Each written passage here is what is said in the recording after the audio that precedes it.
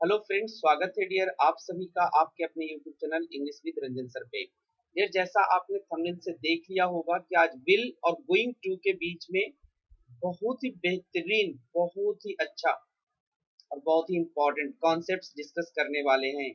Will और going to के बीच में क्या डिफरेंसेस हैं। डियर, जैसा आप सभी लोग जानते हैं कि मैं अनअकैडमी पे पढ़ा रहा हूँ, तो डियर मैं आपकी हेल्प कर सकता हूँ इंग्लिश लैंग्वेज की क्लास लेकर के अनअकैडमी पे। यार, आप अगर एसएससी के किसी भी एग्जामिनेशन की तैयारी कर रहे हो, चाहे वो सीजीएल हो, सीएचएसएल हो, एमटीएस हो, स्टेनोग्राफर हो, डियर आपकी थोड़ा बहुत भी, अगर आपके प्रिपरेशन में मैं थोड़ा बहुत भी अपने तरफ से पार्टिसिपेट कर पाया, आपकी हेल्प कर पाया, I will be very glad. काफी खुशी होगी डियर। तो जैसा आप सभी जानते हैं, अनअकैडमी पे आप फ्री क्लासेस में बता रहा हूँ आपको, फ्री क्लासेस दिया जा रहा है और आप हमारे फ्री क्लासेस को लाइव अटेंड कर सकते हैं डियर। जस्ट आपको फॉलो क्या करना है, अन अकेडमी का लर्निंग ऐप इंस्टॉल करना है एंड साइन अप या साइन इन करना है। अगर आप पहली बार हो तो साइन अप करने का ऑप्शन आएगा, अदरवाइज आपको साइन इन करना है और आपको एक कोड मांगेगा वहां डियर, अनलॉक कोड, और आपको दिख रहा होगा अनलॉक कोड हमारा रंजन 2021। इसका इस्तेमाल करके आप फ्री क्लासेस अटेंड कर सकते हैं। बार बार मैं बोल रहा हूँ डियर, फ्री क्लासेस, तो आपको कोई भी पैकेज वहां पे खरीदने की जरूरत नहीं है। हमारी फ्री क्लासेस देखने के लिए आप डिस्क्रिप्शन को फॉलो करेंगे। डिस्क्रिप्शन में आपको डियर 3 क्लासेस मैं लूंगा, तीनों क्लासेस आपको डिस्क्रिप्शन लिंक में मिल जाएंगी। आपको जस्ट लिंक पे क्लिक करना है और अपने आप को इनरोल करना है हमारी क्लासेस में। तो चलिए डियर, शुरू करते हैं आज की क्लास। तो डियर, ये हमारे सोशल मीडिया प्लेटफॉर्म है जहाँ पे आप हमसे जुड़ सकते हैं। यूट्यूब आपको पता है, इंग्लिश विद रंजन सर, आप फॉलो कर लीजिएगा। फेसबुक, ट्विटर, इंस्टाग्राम, आप इंस्टाग्राम पे भी हमें फॉलो कर सकते हैं डियर। सब जगह आपको रंजन सर इंग्लिश सर्च करना है डियर। अपनी कोई भी क्वेरी हो आप हमें व्हाट्सएप कर सकते हैं, टेलीग्राम कर सकते हैं, और साथ ही साथ डियर आप हमारी वेबसाइट www.englishtak.com को विजिट करना बिल्कुल ना भूलें। बहुत अच्छे कंटेंट डियर वहां पे आपको पढ़ने को मिल जाएंगे। तो डियर, जैसा आपने देखा थंबनेल में कि विल और गोइंग टू, रूल्स नहीं पढ़ा रहा हूं मैं, कॉन्सेप्ट्स बता रहा हूं। इस बात का ध्यान रखेंगे कि जिस कॉन्सेप्ट्स पे फोकस रखेंगे कि क्या दोनों के बीच में अंतर है और कब कब दोनों का यूज हम करेंगे। डियर, सबसे पहला जो हमारा है कि will not going to, it means कहने का हुआ कि विल का इस्तेमाल करेंगे, गोइंग टू का इस्तेमाल हम नहीं करेंगे। Use to make a prediction based on our opinion और एक्सपीरियंस। देखिएगा, रूल्स नहीं है, बार बार मैं बता रहा हूँ, रूल्स नहीं है, आपको रट्टा लगाने की जरूरत नहीं है, आपको समझना है। अगर आप अपने ओपिनियन के तौर पे कुछ बताना चाह रहे हैं कि फ्यूचर में कुछ होगा, क्योंकि हम फ्यूचरिटी को बताएंगे विल और गोइंग टू से। अगर आपका ओपिनियन ऐसा कहता है कि आप अपनी ओपिनियन दे रहे हैं कि यार ऐसा कुछ होगा फ्यूचर में, तो वहां पर हम विल का इस्तेमाल करेंगे, गोइंग टू का इस्तेमाल नहीं करेंगे। अपने एक्सपीरियंस के आधार पे आप आगे वाले को कुछ बताना चाह रहे हैं कि ऐसा होगा, हम वहां पर विल का इस्तेमाल करेंगे, गोइंग टू का इस्तेमाल नहीं करेंगे। ध्यान रखेंगे, मेकअप प्रिडिक्शन, आप प्रिडिक्शन कर रहे हैं, ऐसा नहीं कि ऐसा होगा या नहीं होगा, दैट्स अनदर पॉइंट। आप कर रहे हैं प्रिडिक्शन अपने ओपिनियन और अपने एक्सपीरियंस के आधार पे। जैसे हमारा पढ़ाने का एक्सपीरियंस है, तो हम कोई चीज प्रिडिक्ट करते हैं कि ये वाला क्वेश्चन आएगा, then this question will be asked in the exam, हम उसको कहेंगे विल का यूज करके, ना कि गोइंग टू का यूज करके। तो ध्यान रखेंगे कि अगर आप अपनी ओपिनियन के सहारे, अपनी एक्सपीरियंस के सहारे कोई चीजें प्रिडिक्ट कर रहे हैं, तो विल का इस्तेमाल होगा, गोइंग टू का इस्तेमाल नहीं होगा। आई होप पहला समझ में बिल्कुल अच्छे से आ गया होगा कि अपने एक्सपीरियंस या अपने ओपिनियन के आधार पे आप कुछ कहना चाह रहे हैं कि फ्यूचर में ऐसा होने वाला है, देन विल आएगा, गोइंग टू नहीं आएगा। अगेन एंड अगेन मैं रिपीट करके आपको बार बार बता रहा हूँ। Why not come to me, अब मैं किसी को बता रहा हूँ कि मेरे पास क्यों नहीं आ जाते हो। Children will enjoy the party, मतलब मैं पार्टी कर रहा हूँ, अपने फ्रेंड को माइट में बोल रहा हूँ भाई आप मेरे पास आ जाओ ना। बच्चे क्या करेंगे, पार्टी को एंजॉय करेंगे। तो ये आपका क्या है, ये आपकी सिर्फ राय है। क्या बच्चे एंजॉय करेंगे पार्टी या नहीं करेंगे, क्या हम कंफर्म कह सकते हैं? नहीं। हम अपने आधार, अपने एक्सपीरियंस के आधार पे अपना राय बता रहे हैं कि ऐसा हो सकता है कि अगर आप मेरे पास आओगे तो बच्चे जो हैं पार्टी को एंजॉय करेंगे। I think she will help, मुझे लगता है, मतलब ये मेरा ओपिनियन है। अब मदद करेगी कि नहीं करेगी, नोबडी नोज। मैं बस इतना प्रिडिक्ट कर रहा हूं कि भाई मेरी ये राय है कि वो आपकी मदद करेगी। तो पहला यूज आपको बिल्कुल क्लियरली समझ में आ गया कि अगर आप अपने ओपिनियन के बेस्ड कोई प्रिडिक्शन कर रहे हैं या एक्सपीरियंस पे बेस्ड कोई प्रिडिक्शन कर रहे हैं, तो वहां पर गोइंग टू का इस्तेमाल नहीं होगा। जब भी होगा तो बीइंग विल का इस्तेमाल होगा। बढ़ते दूसरे की तरफ। ये be going to not will is used when we make a prediction based on some present evidence। अब हम बात कर रहे हैं कि अगर एविडेंस दे, ओपिनियन था तब तो विल का इस्तेमाल कर रहे थे, गोइंग टू का इस्तेमाल नहीं कर रहे थे।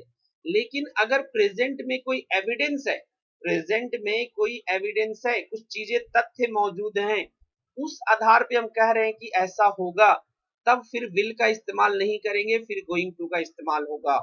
आई होप यूज नंबर 2 समझ में आ गया कि आप प्रेजेंट के प्रिडिक्शन को, सॉरी, प्रेजेंट के एविडेंस को देख के, प्रेजेंट में जो भी तथ्य मौजूद है उनको देख करके अगर आप कोई चीजें कह रहे हो कि फ्यूचर में ऐसा होने वाला है, then you don't need to use will. वहां पर विल यूज नहीं करेंगे, हमें यूज करना है गोइंग टू। नाउ एग्जांपल्स देखेंगे डियर। इट इज क्लाउडी, मतलब पूरा बादल है। It is going to rain, अगर हम यहां पर बोलेंगे इट विल रेन, ये गलत हो जाएगा। इट विल रेन, ये गलत हो जाएगा। बात समझ में आई कि हम क्या कर रहे हैं कि प्रेजेंट में एविडेंस मौजूद है कि मौसम जो आकाश है बिल्कुल क्लाउडी है। There is cloud in the sky, आसमान में हमें सिर्फ क्लाउड्स दिखाई दे रहे हैं और हम उसके आधार पे प्रिडिक्ट कर रहे हैं कि बारिश होने वाली है। पॉइंट समझ में आया? नेक्स्ट देखेंगे। ही इज टू फैट, वो बहुत ज्यादा मोटा है। He is not going to win the race, हम यहां पर नहीं इस्तेमाल कर सकते विल नॉट। जब हमारी ओपिनियन होगी that's another point, then will होगा। अगर प्रेजेंट में एविडेंस मौजूद है तो हमेशा गोइंग टू सही होगा, फ्यूचरिटी बताने के लिए विल का इस्तेमाल गलत होगा। आई होप यूज नंबर 2 और यूज नंबर 1 दोनों समझ में आया। एक हमारा कह रहा है यूज नंबर 1 कि हम अपनी ओपिनियन, अपने एक्सपीरियंस के आधार पे कुछ कह रहे हैं कि फ्यूचर में होगा, तब विल सही है। लेकिन अगर प्रेजेंट में आपके पास एविडेंस है, कुछ तथ्य हैं, तब हम बी गोइंग टू का इस्तेमाल करेंगे। और आप सभी को बता दूं कि बी गोइंग टू हमें पता है कि कैसे इस्तेमाल करते हैं। बी का मतलब am is are was were होता है। नंबर 3 की तरफ बढ़ते हैं dear. We use will when we make a decision at the moment of speaking and be going to for decision about the future that have already been made। अब देखिए ये भी बहुत अच्छा यूज है कि अगर इंस्टेंटली आप कोई चीज लाइक डिसीजन ले रहे, इंस्टेंटली अभी आपको सिचुएशन हुआ, अब तुरंत आपने कोई डिसीजन ले लिया, तब वहां पर हम विल का इस्तेमाल करेंगे। लेकिन बी गोइंग टू का इस्तेमाल हम तब करेंगे जब हमको ये बताना हो कि भाई जो डिसीजन है वो ना बहुत पहले बन चुका है, हमने अभी तुरंत सिचुएशन को देख करके नहीं किया। इट मीन्स जब आप सिचुएशन को देख करके कुछ डिसीजन ले, मतलब कि कुछ एक्शन करने जा रहे हैं, जस्ट डिसीजन लिया, विल, डिसीजन पहले बन चुका है, एक्शन होने वाला है, तब हम गोइंग टू का इस्तेमाल करेंगे। देखिए जरा, are you here for this book. अब कोई मान लीजिए फ्रेंड आपके पास आए, बिल्कुल मैं सिचुएशनल सेंटेंस लिखने की कोशिश की है। कोई फ्रेंड आपके पास आए, अब उनसे आप पूछ रहे हैं are you here for this book, क्या आप यहाँ इस किताब के लिए हो? If yes I will give it to you, मैं आपको दे दूंगा। तो भाई हम पहले से प्लानिंग नहीं कर रखे थे कि आप आओगे नहीं आओगे, आप आए हो और मैं आपसे पूछ रहा हूँ कि अगर आए हो तो मैं तुरंत दे दूंगा। मैं इसके लिए कोई प्लानिंग पहले से नहीं कर रखा हूँ। पॉइंट समझ में आया? Instant decision will, already made decision be going to. आ जाइए, I am going to sell this house. अब ये सेंटेंस में कहीं हमने कॉन्टेक्स्ट वैसा दर्शाया नहीं है, एक्सप्लेन नहीं किया, बट घर बेचने का क्या ऐसा है कि जस्ट अभी खड़े हैं, अभी मन हुआ बेच देते घर, चलो ऐसा करेंगे नहीं। इसके लिए जो डिसीजन होगा ये बहुत पहले बन चुका होगा, काफी सोच विचार हुआ होगा। घर को बेचना है, बहुत मुश्किल होता है घर बनाना, और एक घर को बेचने का डिसीजन ऐसा नहीं हो सकता है कि ये इंस्टेंट डिसीजन हो, at the moment of speaking आपने डिसाइड कर लिया कि ये करना है। नहीं, I will beat you now, अब देखिए ये इंस्टेंट डिसीजन है, भैया बच्चा हरकत कर रहा है, बोल पीट दूंगा मैं आपको। तो हम जो डिसीजन ले रहे हैं बिल्कुल इंस्टेंट ले रहे हैं। तो यहां से हमें डिसीजन मेकिंग समझ में आया कि अगर इंस्टेंट डिसीजन है तब तो विल का यूज करेंगे, अगर decisions have already been made, वो पहले से बन चुका है, तब हम गोइंग टू का इस्तेमाल करेंगे। तीन यूज विल और गोइंग टू के डिफरेंसेस के साथ आपको समझ में आ गया होगा।